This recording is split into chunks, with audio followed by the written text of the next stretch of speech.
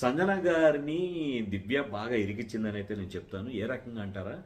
ఆమె పట్టుకున్న బొమ్మ ఏదైతే ఉందో నిన్న జరిగిన నామినేషన్ ప్రక్రియలో ఆ బొమ్మ ఆమె పట్టుకున్నవడం వల్ల సంచాలకుగా ఉన్నటువంటి దివ్యకి బిగ్ బాస్ ఒక వారం ఇచ్చాడు. ఏంటంటే ఆమె వేరే వాళ్ళ బొమ్మతో స్వైప్ చేసే అవకాశం ఇస్తే చూడమ్మా అంటే రీతు చౌదరిని తీసుకొచ్చి చాలా తెలుగుగా పెట్టిందని చెప్పాలి. ఎందుకంటే ఇక్కడ సంజనాని దివ్య ఇరికిచ్చిందని చెప్పాలి. ఎందుకంటే ఈమె వెళ్ళిపోయినప్పుడు కాపాడిన జుట్టు కట్ చేసుకుంది రీతు చౌదరి కాబట్టి రీతు చౌదరిని ఏ రకంగా ఈమె నామినేట్ చేస్తూ చూడాలని చెప్పి దివ్య అయితే చాలా తెలివిగా ఆమెని స్వైప్ చేసి నామినేషన్లో పెట్టించింది. ఈమె చెప్పాల్సిన పాయింట్ చెప్పేసిందండి రీతు చౌదరి గురించి. డిపెండెన్స్ ఆడుద్ది, ఒక లైఫ్ తీసుకుని ఆడుద్ది, ఒక వ్యక్తిని ఇలాగ ఏదో ఎలిగేషన్లు వేసేసి ఈ జనాలు ఎవరైతే ఉన్నారో చూసావా కాపాడడానికే గుణపం దోసిందని ఎక్కడ తేడతారా అని చెప్పి అది ఎక్కడ నామినేషన్లో ఉంది ఇంక నెగిటివ్ అవుద్దని భయపడిపోయి వంటగదిలోకి వెళ్ళి కుళాయి చెప్పడం మొదలుపెట్టింది.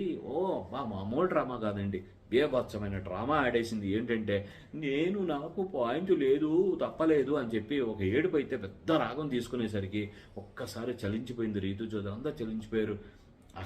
ఒక్కడే ఒక మగాడు ఉన్నాడు, గౌరవ్ వెళ్ళి కెమెరా దగ్గర అంటున్నాడు అన్నమాట. ఏమనంటే, సార్ రీతు చౌదరి కూడా చేసింది కదా సార్, అంత కాన్ఫిడెంట్గా ఉంది కదా, ఈమె ఎందుకు సార్ అలాగ డ్రామాలు చేస్తుంది sir, this is not correct sir, this is not at all correct, drama content creating అని చెప్పంటే నవ్వలకు సత్యానని చెప్పాలి.